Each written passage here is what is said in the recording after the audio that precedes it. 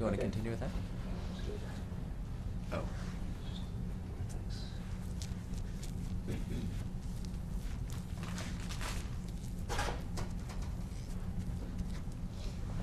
Better? I'll tell you 1 second. Great. It wasn't bad. Good. I do get a little shiny.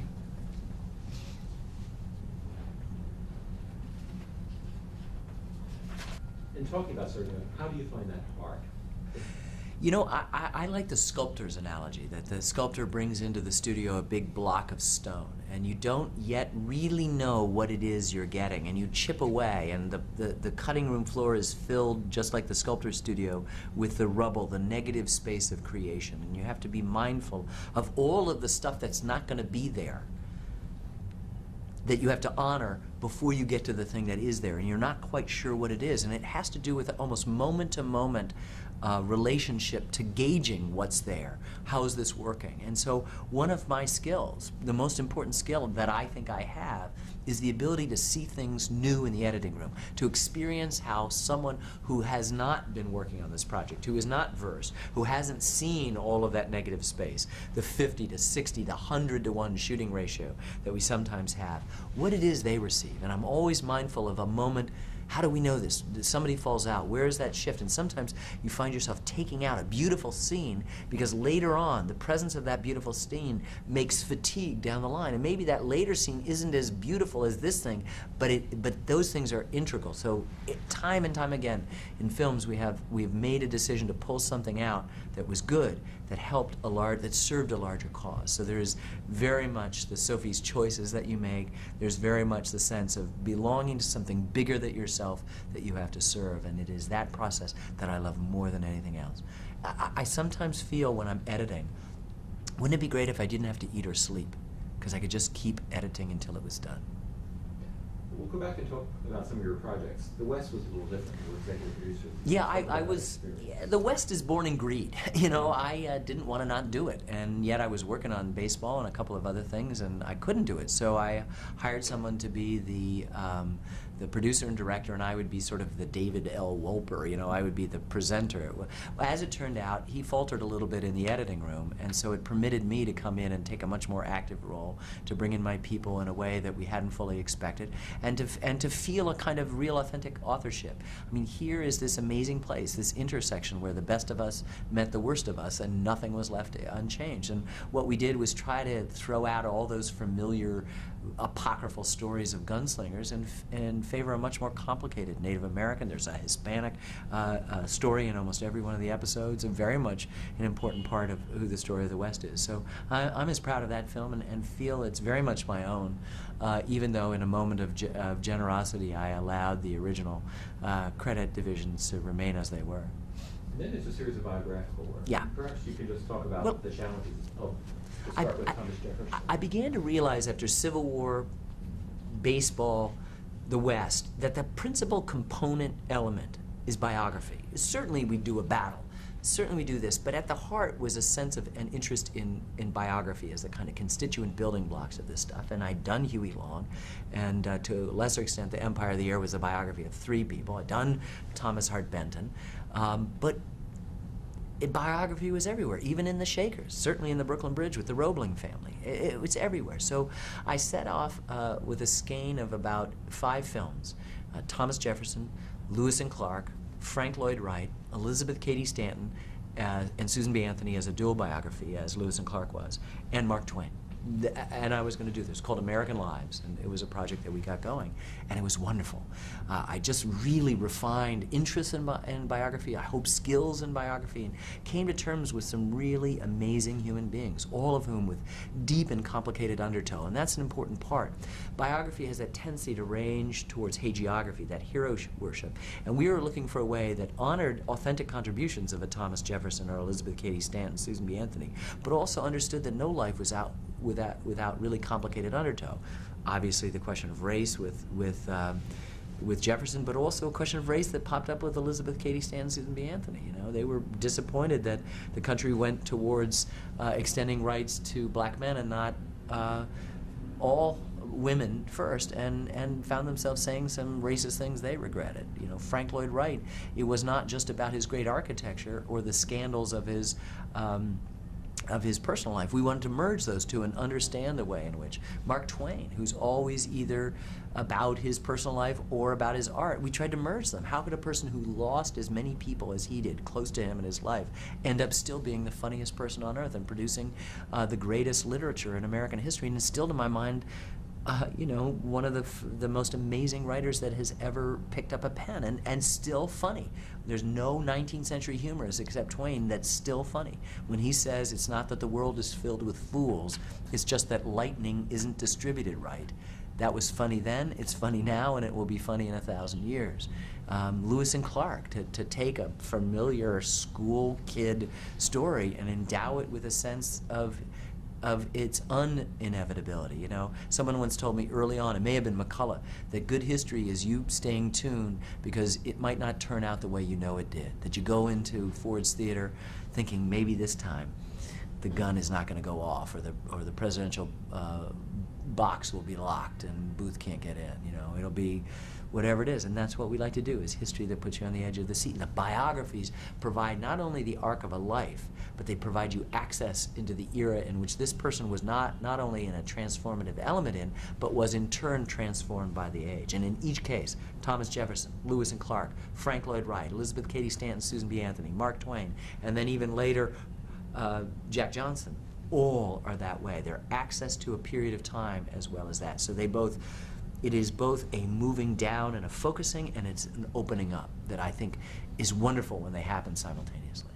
And after these American Lives, you went to an American art form. Well, talk about. As I was working, as I finished baseball, which was first broadcast in 1994, I began work and was finishing unexpectedly, having more to do with the West. I had set in motion these biographies, these 5 biographies. At the same time, I set in motion what I thought was the completion of a trilogy that I was working on. If Civil War was the beginning and baseball was the sequel, then jazz was the third thing. In fact, the baseball series began with a quote from the African-American scholar Gerald Early, who says that when they study our American civilization 2,000 years from now, and that's an awfully long time, Americans will be known for only 3 things: the Constitution, baseball, and jazz music. Now, the Constitution's greatest test was in the Civil War. We covered it in many other places, in the Congress and films that we would come on. We'd done baseball, and now we were turning our attention to jazz. In fact, in order to bring alive the central important episodes of jazz, the 20s, the 30s, the 40s, the music that had made those scenes come alive was jazz music, and I didn't know enough about it. And so I needed to know about the only art form we've completed, to continue the story of race, to talk about the essence of who we are. And so we worked on what was the most satisfying, the most difficult, and I thought the best film we had done in jazz, that came out in early 2001. And it took 6 years of work to get it done, and incredibly difficult and challenging and satisfying. For the first time, music wasn't just background.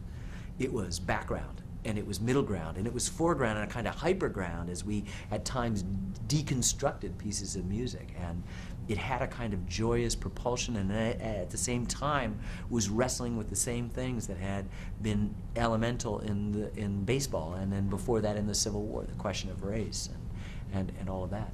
Actually, in baseball, one key biography is Jackie Robinson. In jazz, it's Louis Armstrong. Yes. You just talk about Armstrong and how you almost Well, captured. It's hard to talk about Louis Armstrong without crying. I mean, I went in, I thought he was like most people. I thought he was this guy with this big smile and a white handkerchief and, a singer of Hello Dolly, popular. And then all of a sudden you learn his history and you realize that he is the most important person in the history of jazz. He transformed it from an ensemble music to a soloist art. He created, for the lack of a better word, modern time, what we call swing. In the early days of swing music, big band swing, they didn't call it. They called it orchestrated Armstrong. When Duke Ellington, our greatest composer, heard Armstrong, he said, I want him on every instrument. And in a way, he sought out musicians that at each position would do what Armstrong had initially centered it.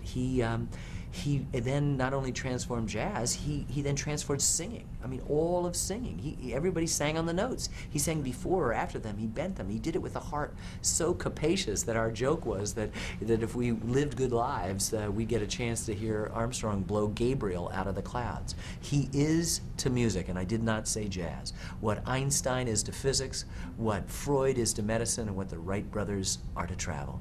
We are talking about a quantum leap and contribution in our understanding of music, and it is in the body and soul of a person who comes off misunderstood. I mean, by the time a nascent militant black movement was started, he looked like an Uncle Tom, where he had been the first and only performer to go up against some of the pernicious evidence of segregation, Orville Faubus, when they were trying to desegregate Central High School in the late 50s. You know, Armstrong spoke out where others were silent. I mean, he's just an amazing, amazing figure in American history, and I was privileged. That's the only word I can think of, privileged, to have the opportunity to celebrate his extraordinary life. And what were some of the key interviews you did for that series? Well, two interviews for me stick out, and that was with Gary Giddens, the critic, longtime jazz critic for the Village Voice, incredibly intelligent human being who we went to again and again and again over the years of the production. I think we did 4 different interviews with him as we got smarter, always forcing him to keep that old shirt, don't throw it away, so that they would be the same thing. And then Wynton Marsalis, the great jazz trumpeter, pedagogue extraordinaire, who has helped to make jazz, help keep jazz alive now. I mean, he's just an amazing human being with a great profession. And began not only did he give us an extraordinary contribution to our film, but he initiated a professional relationship that we still enjoy. He's composed music for me for a couple of other films, and a friendship that I value as much as anything. And your next project, a little bit smaller, Horatio Drive. Can you talk about that? Well, I began with the West, a collaboration with a longtime writer and political operative named Dayton Duncan, who is not only a producer but a writer, and has run parallel along with what has been the mainly producing films with Lynn Novick, written by Jeffrey Ward. A couple of instances, Jeff and Dayton have written a thing together. That would be in the West, and Mark Twain.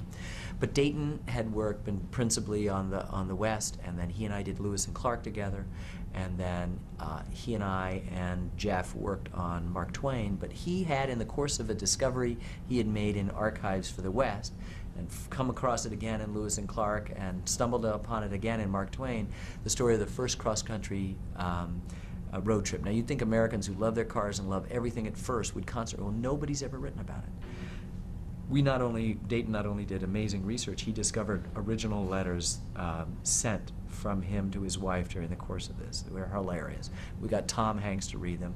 We recreated the trip, and had the most wonderful time bringing live. It's a comedy, and you know, after years of taking it on the chin for being serious and making baseball serious and all this sort of stuff, we thought everybody would be happy that we took something seriously, and it was a wonderfully well-received film. But of course, the same cynics who had criticized us for being serious now criticized us for being frivolous and silly in the course of that. So you can't win, but I never make it for critics anyway. We make it for the tens of millions of people who turned in. Well, getting involved with Tom Hanks, did you ever think of doing a fictional film? I know that Fred Weitzman did one. Is that ever? It's always been there in the corner of my mind. In baseball, I thought about doing something on Jackie Robinson, and even things got together. But I realized that the scripts that the Hollywood studio we work with had commissioned, the stuff that was good in the scripts were in my documentary. The stuff that was bad was stuff they made up, and I just walked away from that project.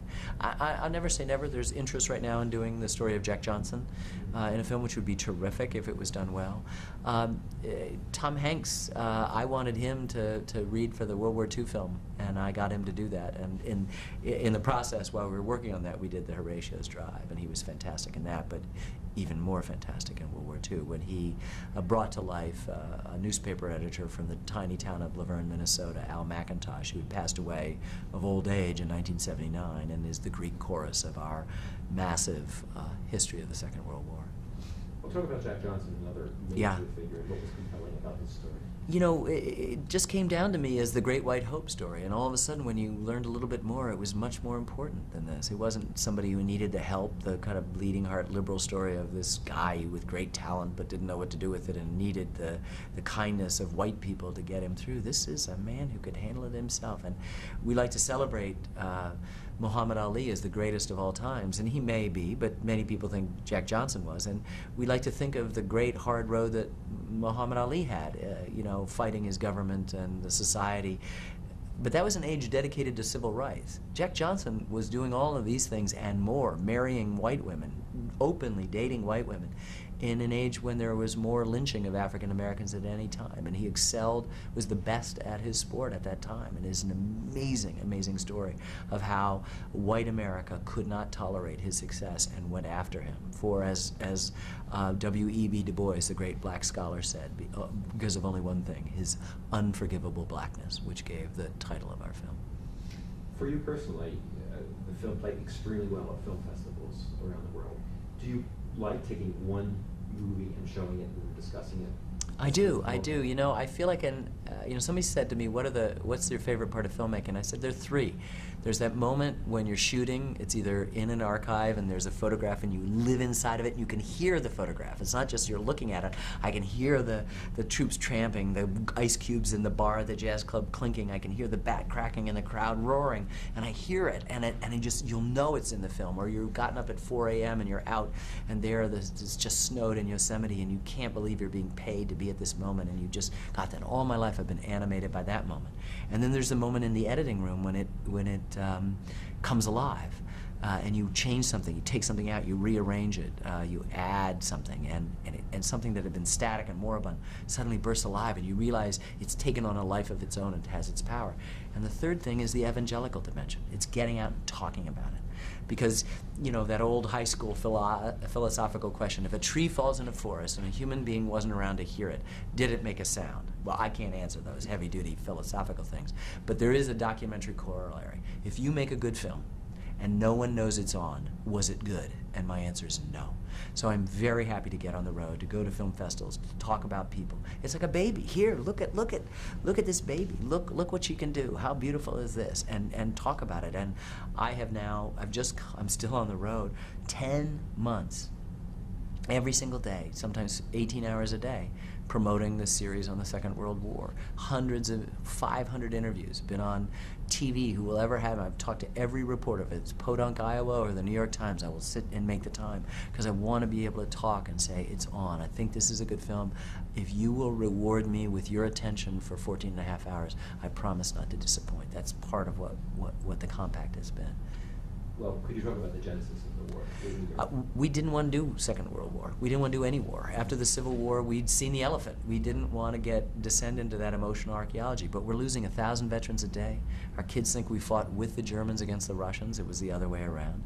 And I just felt there was an urgency. We couldn't have made this film 10 years ago. In 5 years, these guys will be dead. We just lost somebody yesterday who was central in our film. And so we decided to do it from the bottom up. Every single documentary, and there have been thousands of them on the Second World War, are either 101, lots of context, no intimacy, or they're intimate, they drop down to a specific moment, and they lack context. Not a single one covers the European and the Pacific theater and the home front simultaneously. That is to say, as it happened. And all of them are mitigated, are distracted by an interest in generals and politicians who don't do the fighting and dying, in strategy and tactics which abstract what actually goes on, in an obsession with weapons and armaments and guns, and all things Nazi. I mean, you look at the History Channel, it's called the Hitler Channel, and that interest in evil, which everyone understands, sometimes metastasizes into an admiration for the Nazis' superior weaponry and early military successes. I wanted none of it.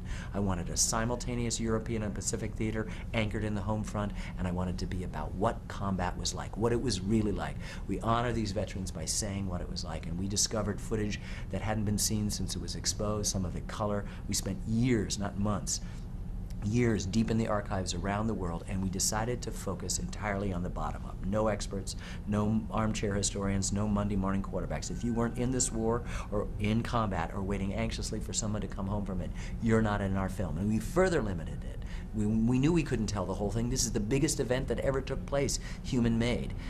We took 4 geographically distributed American towns: Waterbury, Connecticut; Mobile, Alabama; Sacramento, California; and Laverne, Minnesota.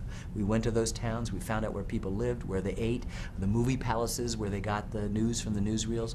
We stayed behind and watched some people as they worked and worried and grieved in the face of the struggle, but most of all followed their sons off to hell. Not the good war that the Second World War has now become in our popular mythologizing, but of course the worst war ever, responsible for the deaths of 60 million human beings. And we just wanted to unwrap the same thing that had smothered the Civil War, that gallant, bloodless myth, and show what it was like to be in battles. It has the most complicated sound effects tracks, and you get to know 25 or 30 battles uncomfortably.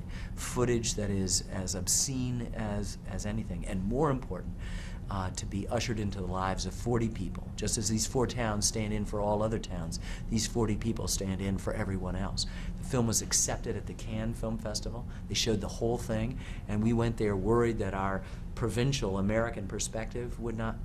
They loved it. They saw it as a universal human story that we wish to tell. And it is, of all the work I've done, the most satisfying, and I think in many ways the most important. And we've just come off the most wildly positive response around the country, and in ratings, and in letters, and all of the stuff you want to have happen. The country sort of changed in the 21st century. There are 2 controversies surrounding the war. I have to ask you about Yeah. that. One is about the language. Yeah. Could you just talk about Well, the language is a complete red herring.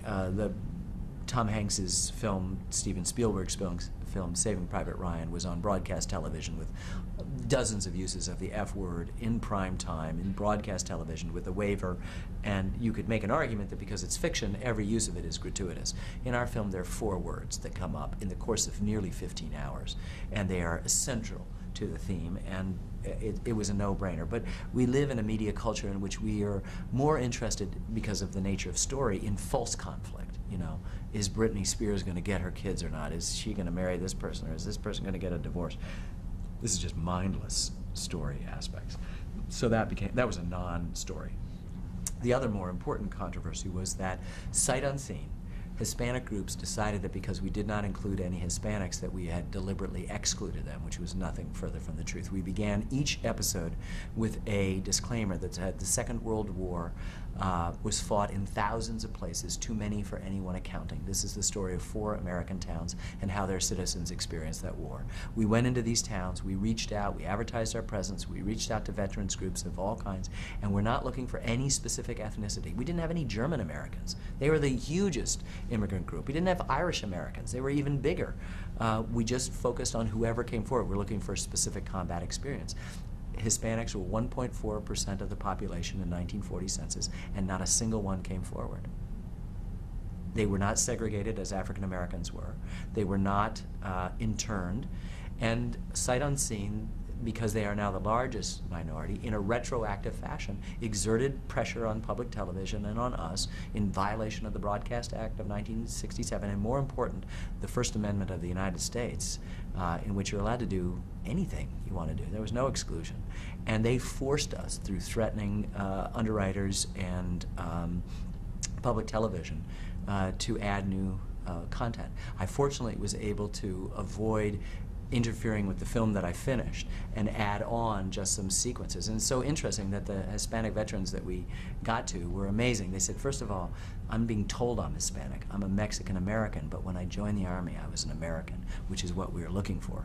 Not what made us distinct, but what made us whole. And each one of them described experiences that were in no way speaking to a Hispanic experience, but speaking to an American experience. When a Japanese American in our film breaks down and cries at the 2 dead Germans before him, dead because of his action, he's not crying because he's a Japanese American. He's not crying because he's an American. He's crying because he's a human being.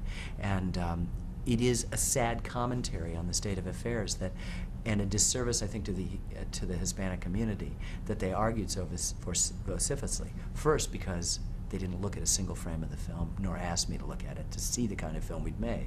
It'd be like complaining to Cezanne that that still life you did that just sold for 130, it didn't have a banana in it. Are you against bananas? No, of course not. It's just whatever fruit was there. We took whatever was there and made a deal with ourselves not to go out and make it all things to all people. So That was the first mistake. But I think by also distinguishing, they show their separation from the American culture and the mainstream of it. And it's very, very sad commentary on what can go on in identity politics. We felt it was the obligation of art to rise above a dialectic you'll never win, to see more, to transcend it, and that's what we did by shooting this additional scenes. And I then had an opportunity to film a scene about a Native American. Native Americans didn't complain at all. That was a story I'd learned way back during the West with Joe Medicine Crow, and we added that. But in no way did it influence the content of the film I finished, and so we feel in the end that it was a positive outcome. Well, in our little time that we have left, we'll just talk about general issues. I guess the first thing is your 25-year contract with PBS. Can you talk about that? Well, it's actually, we've been working on a 10-year deal to do some productions that's almost winding down. And then we just basically signed up for another 10-year deal that, in addition to some rights stuff, basically will extend another 15 years to 2022.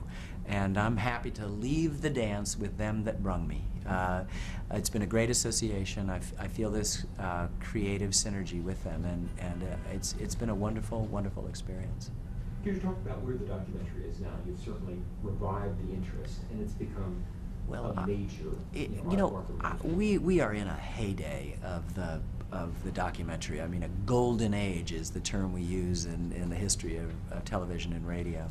And we are certainly in a golden age of the documentary, and I'm only one tiny, infinitesimally small part over in a little niche that's doing stuff. I do appreciate that the Civil War had its effects in a positive way, but it's less me than it is appetite and a hunger. We see the failure of Hollywood films, the tiredness of their stories, and we see in the stories that are told in all sorts of things. I remember Vincent Canby, the critic for the New York Times in 1985, wrote that the documentary was too poor a word. So is nonfiction. That it represents a whole spectrum of things that's going on. You could have from Fred Reisman's apparently unmanipulated, and of course it's manipulated, cinema verite, to the highly stylized work of Errol Morris, a genius, to the political advocacy of a Michael Moore, to Morgan Spurlock. Who would have thought that you go to the theater and pay feature film prices to sit on the edge of your chair to find out which kid wins a spelling bee? This is a good news, that people are eating up history, that we're producing it, and we can't have enough history in the channels on the dials. This is terrific, and we're experimenting, and the internet is offering opportunities. The portability and the inexpensiveness of DV cameras are doing it. At the heart, though, is as long as you can tell a good story, you'll be out in front of that pack. It isn't the accumulation of home movies. It isn't just enough to film that thing out your window of the tsunami approaching or the cop beating that African-American motorist or this thing or that thing. We're going to have to figure out how to synthesize these materials and speak in coherent stories to each other, because there is a downside to this proliferation, is that as we get more and more and more, we have this danger of not being able to understand the essence of things. In the mid-19th century, Henry Adams said, "There are grave doubts at the hugeness of the land and whether one government can comprehend the whole." Well, we did, but now we have this same anxiety that we can't comprehend the whole. And I think it's incumbent upon our storytellers to try to offer a vision of what that whole might be. The final question they always like to ask: how would you like to be remembered? It doesn't really matter, I make films. I'm getting out of the way of the stories. I don't put myself in the films like Michael Moore. I'm not interested in that. But in the course of producing the war, I came across this beautiful song called American Anthem that was written not for us or for the Second World War by a man named Gene Shear.